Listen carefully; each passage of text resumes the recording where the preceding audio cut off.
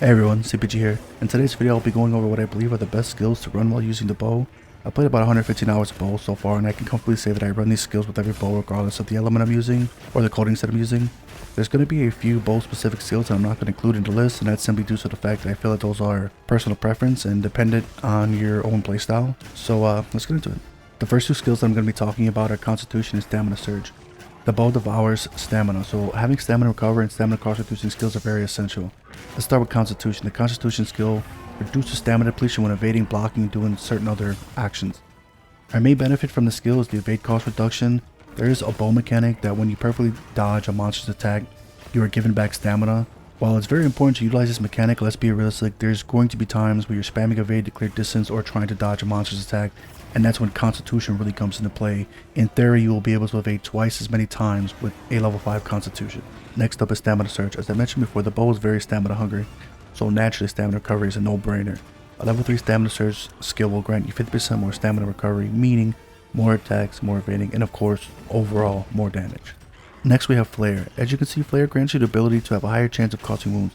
In my opinion, Flayer is the overall top tier skill no matter what weapon you're using, but especially on the bow because of the bow's focus attack, which pretty much guarantees that you will break a wound, not to mention while you are doing a focus attack on a wound, you have a chance to create another wound and possibly set up a chain of wound breaks. Although we don't actually have statistics on the change per level that you're getting, we can see that the level 5 Flayer skill significantly raises the chance to create a wound. Partbreaker is also very important on bow and in general just a good skill to have. I won't go too in depth on Partbreaker because I feel like it's very self-explanatory based solely off the name, but it does have great synergy with Flayer due to the increased wound damage dealt. Plus we raise our chance to break larger monster parts. As you can see, a level 3 Partbreaker will give an extra 30% damage to wounds and monster parts. So let's talk about the burst skill. Because I have different opinions on the skill, I decided to include burst because it can definitely be a nice stat boost for the bow, but I also want to discuss why I do not value it as much as the other skills mentioned in this video. The idea behind burst is that when you successfully hit a monster 5 times you get a stat boost. Once again, the overall description of the stats is fairly vague, but we can see that you get a higher stat boost per level. It's very easy to activate the skill with bow. If you do like a regular attack and then a spread shot, you have already activated the skill. Then you just need to make sure that you don't have too much of a downtime between attacks or you'll lose the stat boost.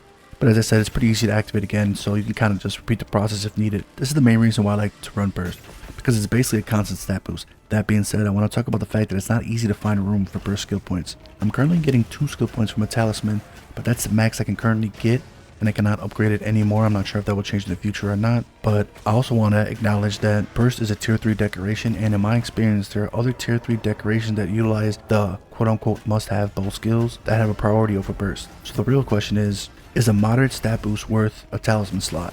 In my case it is, because at this time I can't think of anything else that I'd like to swap it for, so I'm running with burst. Overall though, I feel like that burst is for sure a personal preference skill, but it's a skill that can be beneficial if you have space for it. So that's my list of skills that I believe are must-haves on the bow, with the exception of burst of course, which I mentioned has its pros and cons. If you found the video helpful, be sure to drop a like and subscribe. Also, if you have any questions or suggestions about any of the skills that I mentioned in the video, let me know down in the comment section below.